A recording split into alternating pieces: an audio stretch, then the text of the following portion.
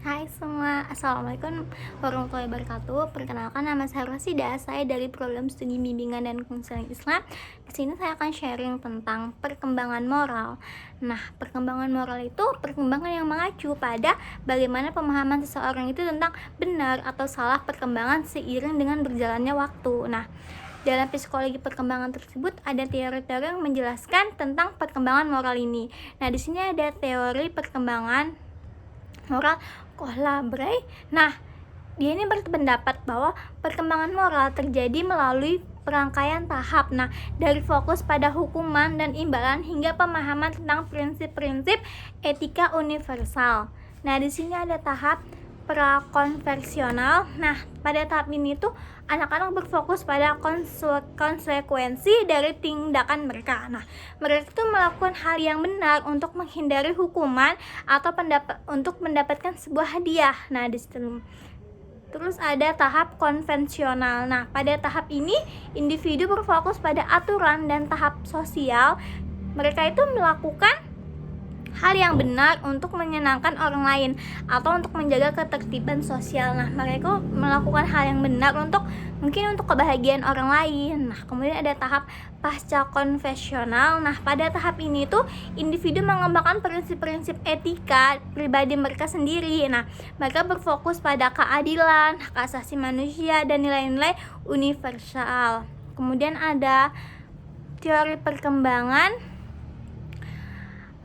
moral Gilligan. Nah, dia ini berpendapat bahwa Kohler ini mengabaikan perspektif perempuan dalam perkembangan moral. Nah, dia itu berpendapat bahwa perempuan lebih cenderung berfokus pada hubungan dan empati daripada pada prinsip-prinsip yang abstrak. Nah, kemudian ada teori perkembangan moral Piaget. Nah, Piaget ini berfokus pada bagaimana anak-anak mengembangkan konsep keadilan dan aturan. Nah, dia itu berpendapat juga bahwa anak-anak pada awalnya itu egoistis, tetapi seiring dengan berjalannya waktu, mereka tuh belajar untuk mengikuti aturan-aturan tersebut. Nah, di sini juga ada faktor-faktor yang mempengaruhi perkembangan moral. Nah, di sini ada pengalaman, budaya, dan pendidikan. Nah, faktor pengalaman ini itu interaksi antara anak-anak dengan orang tua, guru, teman sebaya, dan dengan membentuk pemahaman seseorang terhadap benar atau salahnya segala sesuatu. Kemudian ada budaya. Nah, budaya ini nilai-nilai dan norma budaya dapat mempengaruhi apa yang dianggap benar atau salah dengan anak tersebut. Nah, kemudian ada pendidikan.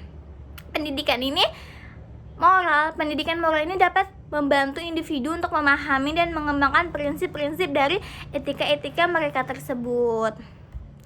Jadi di sini perkembangan moral itu adalah proses kompleks dan berkelanjutan. Nah, dia tuh semakin lama itu semakin berkembang. Nah, teori-teori perkembangan moral itu membantu kita untuk memahami bagaimana pemahaman seseorang tentang benar atau salah perkembangan seiring dengan berjalannya waktu. Nah, perkembangan moral dalam psikologi perkembangan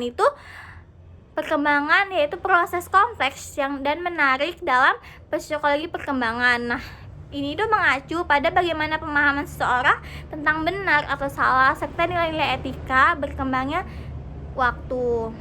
Nah,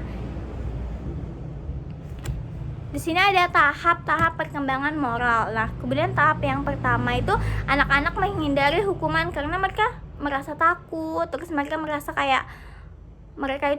bersalah. Nah, yang kedua ada tahap anak-anak melakukan benar untuk mendapatkan keuntungan atau imbalan dari hal tersebut. Ada juga di sini tahap. Nah, di sini ada individu yang ingin menanyakan orang-orang yang mereka sayangi dan bersikap baik.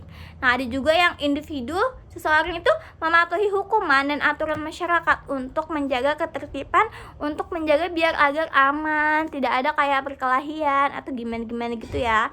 Nah, kemudian ada mereka itu berfokus pada keadilan dan hak asasi manusia dan nilai-nilai universal mereka.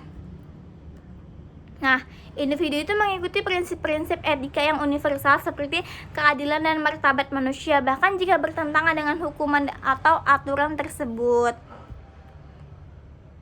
Oke, cukup sekian yang saya bisa sharing.